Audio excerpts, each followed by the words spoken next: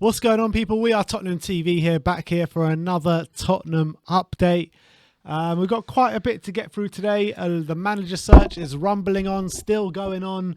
We're not on the verge of signing any manager today, so keep it cool about you. Update, have you seen that Twitter account? Are Spurs still a shit show? And they just tweet yes or no every day, and they literally for the past month they just been tweeting yes. That should be our Tottenham update, basically. Are Spurs still a shit show? Yes. Yeah, there we go. That's the end of the update. All right, cool. All right, the first update we got is from Ali Gold saying some who know Fabio Paratici in Italy suggest he likes Nuno Espirito Santo. So we're back on the Nuno train, and following on from that, from Ali Gold, Sport Media Set, which is a publication in Italy. I'm not sure how reliable they are, but they say Fabio Paratici has identified Nuno as a front runner to become the next Tottenham manager. No, I don't understand it. I don't understand why he would even be considered. It feels like everyone they know like the negative reaction him linking to the job. How long ago was that now? Like a few weeks ago. Mm-hmm. No, it's at the end of the season, so a month ago now, where he became favourite after he announced he was leaving. He left Wolves, yeah. So it makes no sense to me why we'd consider him. I don't think he's a right fit for us. I think I think he'd done a good job at Wolves, but he doesn't play the football that I think that would get us excited. I don't think he's a manager who is right fit for the players we have. But apparently, from what I'm hearing on the rumours, Paratici wants a manager who likes to play three at the back. Yeah, so apparently him and Fonseca kind of had a disagreement. Fonseca wanted attacking football with four at the back. Paratici wanted defensive football with three at the back. I don't get it. This club's a mess. What is three at the back our DNA? What happened to the DNA thing? They just chucked out the window now. After like a few weeks, it makes no sense to me. Nuno would be a very uninspiring appointment. I'd much rather Fonseca than Nuno. I can understand the Fonseca thing, but Nuno I think wouldn't be a good choice. Well, Ali Gold does go on to mention Erik ten Hag was interested in the Tottenham job both before and after his contract extension, but Spurs did not follow up on initial talks. It will now be hard for the Ajax man to leave so close to pre-season. Yeah, this is the problem we have. Another problem we have, because we left it so long, it's going to be harder to convince managers who want to be settled before the season starts or before pre-season starts. So we really made a massive pig's ear of this whole managerial search, and it hurts my brain. It just hurts, like thinking about how incompetent we've been in this whole time. And I'm reading an article from Dan Capaccio, I don't know if you got it part of the update. It was released like an hour ago, saying that Spurs are not happy with the leaks or something. I've got that, yeah. Yeah. I don't understand that. How they're not happy. Like, what do they expect? We're 2 months. We haven't found a manager. They expect us to just accept that. They're so incompetent. Everyone at Spurs is so incompetent. But look, let's keep going with the Ali Gold updates. And he says Tottenham have indicated that the door is now closed on Antonio Conte, with Spurs seemingly lacking the funds to give the former Inter man what he desires. Dan Kilpatrick followed on about Conte, saying that there is a feeling that discussions with Conte were never as advanced as the media reported before Spurs ended the talks with the former Chelsea and Inter Milan boss over his demands and a perceived reluctance to embrace working with their younger players. Makes no sense to me. It's just a money thing. He wants too much money. Spurs are like, look, you have to work within a very, very strict budget. If you're not prepared to do that, this isn't the right club for you. And that's clearly the reality. And it shows the lack of the ambition that's on this club at the moment. I've said what I've said before about the whole Conte debacle, but it's just so annoying when we have one of the world's best managers sitting there and with no job. Literally, he's willing to come as well. Yeah, willing to come. He's going to be twiddling his thumbs for the year, not doing anything. And even then, we still can't. It's like we're the last club in the world, and we still can't convince him to come. That's literally what it feels like with every single manager right now. And we're turning our noses up at a manager that we actually got through the line in Paulo Fonseca. You know what I mean? Like, Spurs fans bought into him at the end of the day, by the end of it. And you think about either way with this whole Fonseca thing, whether it was a tax reason or it was if we dropped him to get Gattuso, either way, it's a shambles. Absolute shambles. Well, I promise you guys, this next manager is the last manager I'm going to mention today. And this is from Romano. And he says, Tottenham have approached Ernesto Valverde, though nothing is advanced yet. Would you like Valverde? Well, he bottled that lead against Roma, so he's definitely a good fit for Spurs, isn't he? Definitely a Spurs DNA, that's for sure. Look, I'll take Valverde at this point. Why not? He's a manager who's manager of Bilbao and Barcelona, if I remember, And Espanyol. and Yeah. Espanyol. I think he's done a pretty good job wherever he's been. I think He got to the Europa League final with Espanyol. did he get there with Bilbao as well? I think he might have got there. Maybe. When they played Atletico in the final. I think Maybe. he might be I manager know he then. definitely got there with Espanyol. I'm not sure about Bilbao. They got to the final. When was that? It was quite a while ago, like 2000 and something, early 2000s. Okay. So look, at this point, the every manager's turned us down. I just want a good quality manager who can play attacking football, and if that's Valverde, then I'm definitely all for it. I'm all for it. I'm just sick and tired of this merry-go-round. In all honesty, I just want it to stop. And no, I don't want it to stop at Nuno, but yeah, I just want it to stop at a manager I can get behind. And Valverde, But the managers are getting worse and worse and worse as they come out. I can get behind Valverde. Why not? He's won things before. I can get behind him.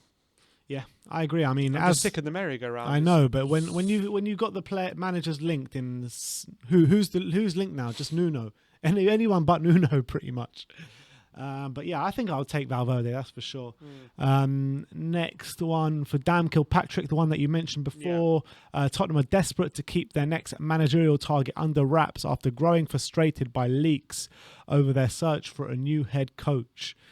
Man. I love it. That's what they're annoyed about. They've fucked up this whole managerial search, and they're annoyed because it's being leaked. That mate, what do we expect? We're 2 months into the managerial search. We don't have a manager, and we've completely shut the bed pretty much on all our prospective appointments, and they're annoyed about it being leaked. That's what they're annoyed about. Maybe they should look in the mirror and think about how they've been conducting themselves over these past 2 months, and instead of actually being annoyed because some of the information is being linked to the press and fans actually know what's going on. Maybe that's the wrong thing to be annoyed about. You would think. Idiots. They're a bunch of incompetent idiots. That's all we can call them. Let's move on from the managerial situation now because it's doing my head in. Next one is from Bild, a publication in Germany. They say Marcus Thuram's 30 million exit clause has now officially expired. However, his departure in the summer is still possible with Tottenham Hotspur interested. I mean, he ain't coming here, is he? I was about to say his departure is possible. It ain't to Spurs. I can guarantee you that. I'm sure he can find a whole host of clubs interested. But as soon as that release clause is up, we're not paying more than 30 million for anyone. So. He ain't coming to Spurs. Mm-hmm. Gareth Bale with some interesting quotes this week. First of all, did you see the quotes about him and aliens and all that kind of stuff? I did see that. Extraterrestrial, yeah. He's a big believer in aliens, isn't he? But the quote I'm going to bring up is they asked him about who he thinks the most impressive Spurs player is, and it's bringing back memories from when all Spurs players talked about Dembele, but now they're talking about Ndombele, and he says, I have to say Ndombele, seeing what he does in the training and on the pitch, I was very surprised. The amount of ability he has is frightening. The stuff he does with the ball reminds me of Ronaldinho. Yeah, I mean, we've said it, how much ability Ndombele has. You can see it, especially in flashes a lot of the time during his performances in the Premier League. He does some things on the ball which you don't even know how he does it. You have to watch it in super slow-mo to see what he's actually done. He's got so much ability, and that doesn't surprise me. It's just all about him putting in a consistent performance on the pitch over 90 minutes and not being a liability off the ball. That's what he needs to work on. But we know how much ability he has. We can see that. There's one thing like someone like Danny Rose saying it, who's only been at Tottenham, but when someone like Gareth Bale says it, who's been at Real Madrid, played with these quality players, Luka Modric, Toni Kroos, Cristiano Ronaldo, Benzema, all the list goes on. It means them a lot more coming from someone like Gareth Bale. I agree with that, and he obviously knows quality when he sees it. Bale, he's been around it long enough, so I think that's a massive praise from him.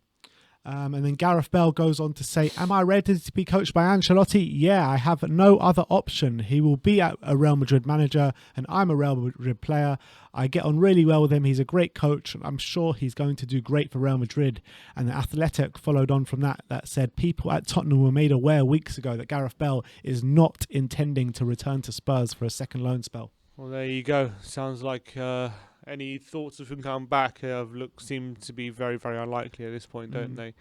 So It's a shame, isn't it it? is a massive shame, considering as well when you're looking at how he's playing at the Euros. He's seems to be near the top of his game as well. He's been putting in some really great performances. So watching that and watching how he ended the season as well is it's a lot of sadness really when you think about what could have been last season if we could have got him on the pitch a bit more. But it seems like he ain't going to be coming back, which is it's just a matter of shame. And hopefully we can sign a replacement, maybe of a younger player who has a lot of potential. But it's going to be more money, I think, than what Bale would have cost. And talking about why Bale didn't get too much on the pitch last season, let's look at quotes from this next man, Jose Mourinho. One of the quotes is, "I went to Tottenham, who don't have a history of success. I made mistakes sometimes. I haven't always chosen the right project, or I may have been misled about the path of some projects. I've been led dishonestly, accepting a job I shouldn't." Now that's telling, isn't it? Look, we all know it's true, isn't it? Yeah. We all know it's true about the whole Jose and Spurs thing. Like, we didn't back him properly. We didn't get him what he needed to be a success. And that's the main reason why he wasn't a success at Spurs, despite what people say about the football and stuff. I think if we would have got Skriniar, we would have easily got top 4. I really believe that. So it makes sense what Jose is saying, and I completely understand it. And last but not least, let's talk about Pierre-Emile Højbjerg, as no player has created more chances at Euro 2020 than Pierre, with 7 chances to his name. What a player. What a player. Most creative player in the tournament, eh? You'll never sing that. It's a shame they're going to be heading out Denmark. It is a shame. Yeah, is there a chance that they can qualify still? I think there is a chance, but a lot of things to go into their favour. And they need to. I think they need a big win probably in their last game if they need a chance. But that's tonight, isn't it? 8 o'clock. Yeah, it's a shame they've lost both games. I thought they were played really well. And I thought Højbjerg actually, especially against Belgium, he was really great. And especially really in that first half. Yeah, he was so unlucky to be on the losing side. He got a really good assist. And I think those stats show what kind of a role he plays for Denmark. He's definitely got a bit more responsibility on the ball than he does for Spurs. He's shown that he can be a bit creative as well on the bigger stages. So fair play to him. He's putting in some good performances. All right, so there you have it. That is our Tottenham update for today. Let me know in the comment section below if you have any thoughts regarding anything we spoke about today. Like, subscribe and comment. And as always, come on you Spurs.